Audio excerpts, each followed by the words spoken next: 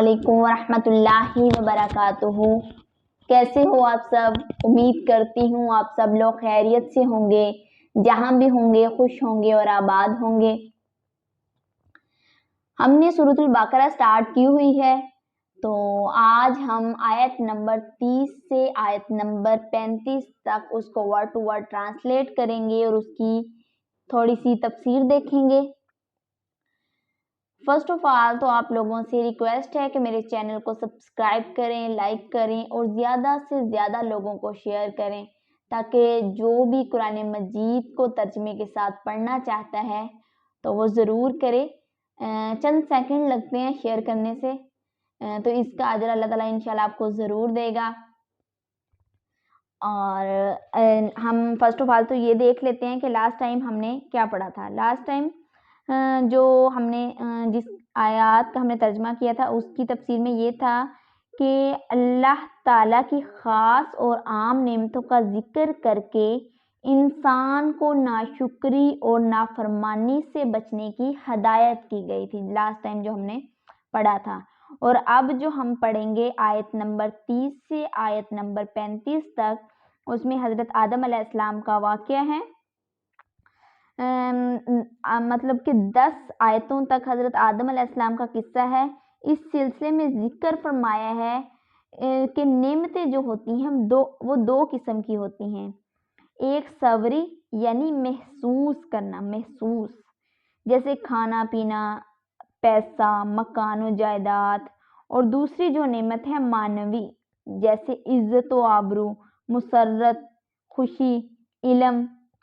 जो पिछली आयत थी उसमें जो है सवरी का जिक्र था, मतलब जो ज़ाहरी नेमतें थी उनका जिक्र था, और इन 11 आयतों में मानवी नेमतों का जिक्र है। जो अब हम पढ़ेंगे ना, उनमें मानवी नेमतों का जिक्र है कि हमने तुम्हारे बाप आदम अलैहिस्सलाम को दौलत, इल्म दी, और मलाइका को सजदे का हुक्म दिया, और तुमको इनकी औलाद में होने का फ़ख्र अता किया, एटसेट्रा। मतलब इसमें हम पढ़ेंगे।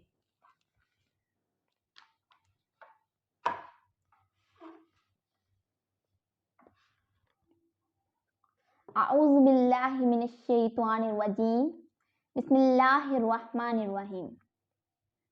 वाइज़ा, और वा का लफ्ज़ जहाँ भी आएगा उसका मतलब होगा और। वाइज़ा, और जब, काला कहा, रब्बुका, तेरे रब ने, लिल मलाइकाती, फरिश्तों से, इन्नी, बेशक मैं, अल्लाह ताला अपने आप को मुखातिब कर रहे हैं, इन्नी बेशक मैं, जाइलुन बनाने वाला हूँ, फिल अर्ज़ी ज़मीन में, खलीफतन नायब, खलीफा। कालू, उन्होंने कहा, फरिश्तों ने कहा, फरिश्तों से अल्लाह ताला मुखातिब थे ना, फरिश्तों ने कहा, अतज आलू, क्या आप बनाएंगे, फीहा, इसमें, मन जो युफ्सिदु, फसाद करेंगे, फिसाद फैलाएंगे, फीहा, इसमें, वा, और यस्फिकु, बहाएंगे, अद्दिमा, खून, व नहनु, और हालांकि नहनु, हम, नुसब्बिहु, तस्बीह करते हैं, बिहम्दी, तेरी हमद के साथ, वनुक़द्दिसु, और पाकी बयान करते हैं, लका, तेरी, काला, फरमाया, अल्लाह ताला ने फरमाया, इन्नी, फरिश्तों से अल्लाह ताला फरमाते, इन्नी अअलमु, बेशक मैं जानता हूँ, माला तालमून, जो तुम नहीं जानते।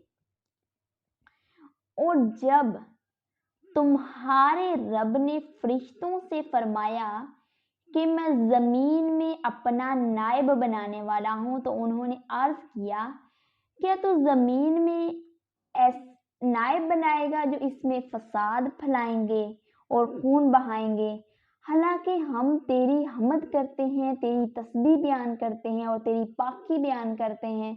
फरमाया अल्लाह ताला ने, बेशक मैं वो जानता हूँ जो तुम नहीं जानते।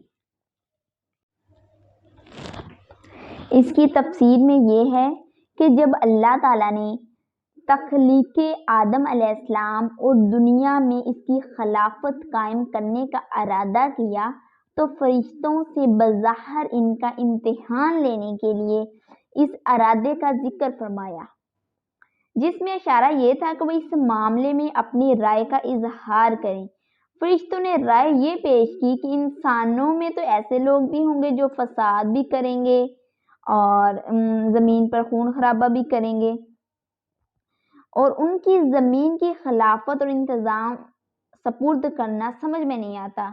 اس کام کے لیے تو فرشتے زیادہ نصب معلوم ہوتے ہیں کہ نیکی ان کی فطرت ہے، برائی کا ان کا مطلب ارادہ نہیں ہوتا۔ نیکی، کیونکہ جو فرشتے ہیں نا وہ برائی نہیں کرتے، وہ صرف نیکی ہی کرتے ہیں اللہ تعالیٰ کے حکم سے۔ نیکسٹ، وا اور علامہ، اس نے سکھائے، السماء نام، وعلمہ اور اس نے سکھا دیے، آدم کو، السماء نام، کلہا تمام چیزوں کے، ثم پھر، عرضہم پیش کیا انہیں، علی پر، الملائکۃ فرشتوں پر، فقال اور فرمایا، انبئونی مجھے بتاؤ، باسماء نام ہؤلاء ان کے، ان اگر کنتم تم ہو صادقین سچے۔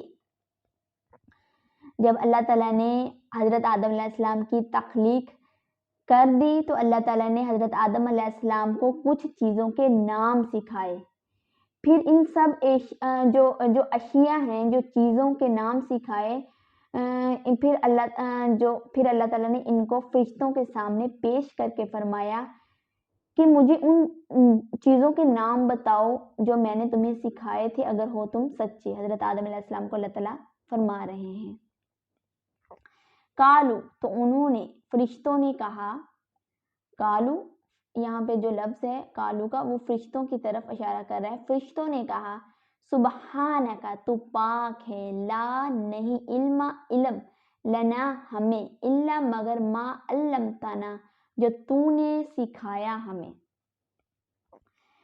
فرشتے اللہ تعالیٰ سے فرما رہے ہیں کہ تو پاک ہے، ہمیں تو صرف اتنا علم ہے جو تو نے ہمیں سکھا دیا۔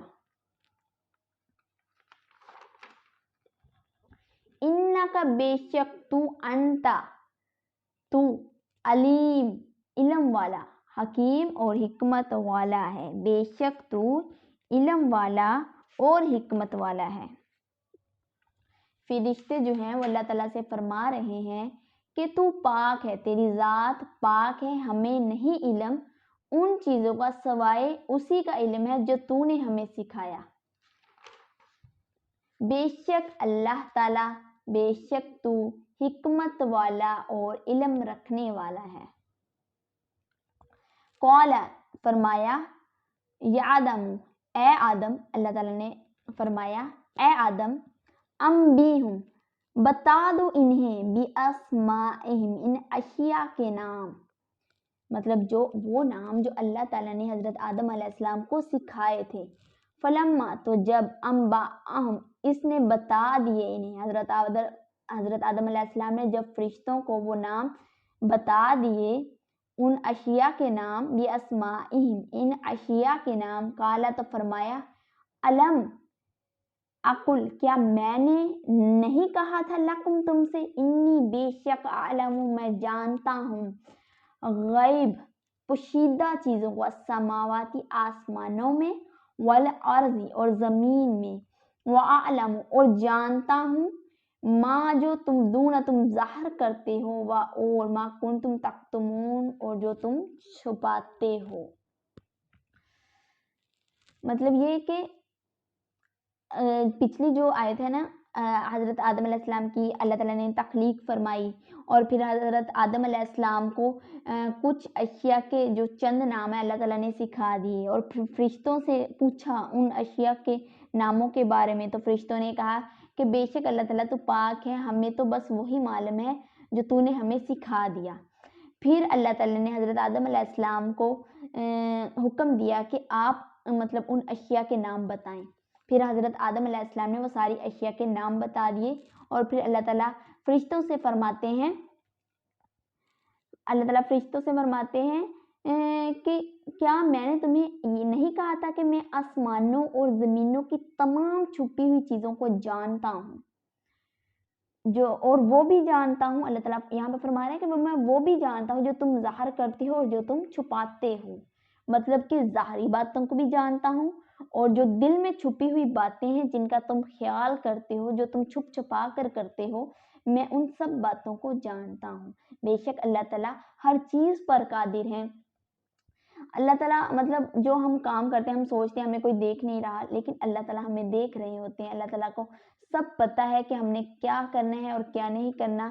تو اسی لیے ہمیں ہم جو بھی کام کریں سوچ سمجھ کر کرنا چاہیے، کیونکہ اللہ تعالیٰ ہمیں دیکھ رہے ہوتے ہیں، اس لیے ہمیں نیک کام کرنے چاہیے.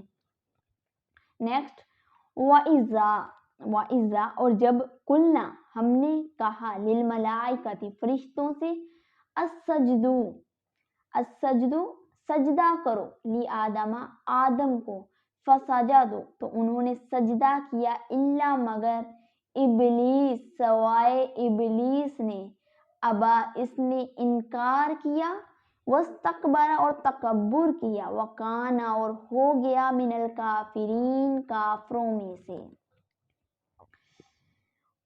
اور جب ہم نے فرشتوں کو حکم دیا کہ آدم علیہ السلام کو سجدہ کرو، تو اب جو ابلیس تھا اس کے علاوہ سب نے سجدہ کیا. اس نے انکار کیا اور تکبر کیا اور وہ ہو گیا کافروں میں سے.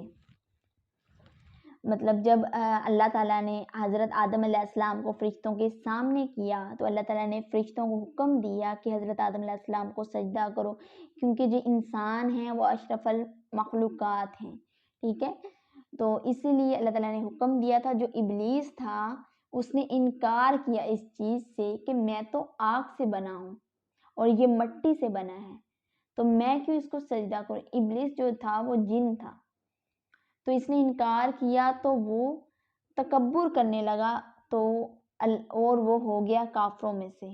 اس لیے کہتے ہیں کہ ہمیں تکبر نہیں کرنا چاہیے. دیکھیں ہم تکبر کس چیز کا کریں؟ ہمارے پاس کوئی بھی چیز اپنی ہے جس کے لیے ہم تکبر کرتے ہیں. ہمارے ہاتھ پاؤں، ہمارا چہرہ، سب کچھ اللہ کا دیا ہوا ہے. ٹھیک ہے، سب کچھ اللہ کا دیا ہے. وہ جس ذات نے ہم سے دیا ہے وہ ذات ہم سے لے بھی سکتی ہے. ٹھیک ہے، ہمارا کوئی اختیار نہیں ہے. اللہ تعالیٰ کا ہم پر پورا اختیار ہے، ہمارا کوئی اختیار نہیں ہے کسی چیز پر بھی. اسی لیے یہ جو تکبر ہے نا، اس سے ہمیں ضرور بچنا چاہیے.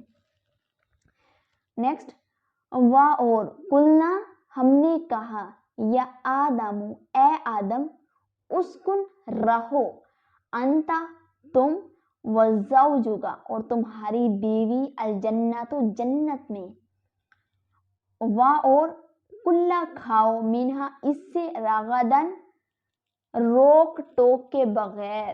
مطلب کہ جو مرضی کھاؤ، کوئی روک ٹوک نہیں ہے. حیثو جہاں، شئتما تم چاہو، جہاں سے مرضی کھاؤ. اور لا تقربا تم قریب نہ جانا، ہاذہ اس، الشجرۃ، ہاذہ کا لفظ درخت کی طرف اشارہ کر کے بتا رہا ہے. فتکون اگر تم ہو جاؤ گے من الظالمین، ظالموں میں سے. پھر اللہ تعالیٰ نے حضرت آدم علیہ السلام کو حکم دیا کہ آدم تم اور تمہاری بیوی جنت میں رہو اور بغیر روک ٹوک کی جہاں تمہارا دل چاہے کھاؤ اور پیو. اور اللہ تعالیٰ نے حکم دیا کہ اس درخت کے قریب نہ جانا، اگر تم اس درخت کے قریب چلے گئے تو تم ظالموں میں سے ہو جاؤ گے. یہاں پہ ہے کہ اللہ تعالیٰ نے جنت کی ہر چیز حضرت آدم علیہ السلام اور ان کی بیوی کو پرووائڈ کی، اور اللہ تعالیٰ نے فرمایا، حکم دیا کہ جو مرضی کھاؤ، جہاں مرضی رہو. لیکن اللہ تعالیٰ نے حکم دیا کہ اس درخت کے قریب نہیں جانا، اگر تم اس کے قریب جاؤ گے تو تم ظالموں میں سے ہو جاؤ گے. آج ہم نے آیت نمبر 30 سے آیت نمبر 35 تک جو ہے وہ دیکھا ہے. اس میں حضرت آدم علیہ السلام کا واقعہ ہے، حضرت آدم علیہ السلام کا. تو اس کی اتنی زیادہ تفسیر نہیں ہے، بس جو آیات ہیں اس میں ہی زیادہ تر بات ہمیں سمجھ آ جاتی ہے، تو آپ لوگوں نے اچھے سے پریپیئر کرنا ہے اس کو، زیادہ مشکل نہیں ہے کیونکہ موسٹلی جو ورڈز ہیں وہ بار بار ریپیٹ ہو رہے ہیں، بس کچھ لفظ ہوتے ہیں نیو جو یاد کرنے پڑتے ہیں، اور میں زیادہ پڑھا بھی نہیں رہی، صرف 5 آیات ہم نے کی ہے، اور ویکلی میں 3 ویڈیو ہی اپلوڈ کیا کروں گی تاکہ آپ ساتھ ساتھ پریپیئر کریں، اور آپ لوگوں سے ریکویسٹ بھی ہے کہ میرے چینل کو سبسکرائب کر دیں، لائک کر دیں اور شیئر بھی کر دیں۔ نیکسٹ پھر ہم آیت نمبر 36 سے سٹارٹ کریں گے سورۃ البقرہ کی، اور دعا میں یاد رکھنا۔ اللہ حافظ۔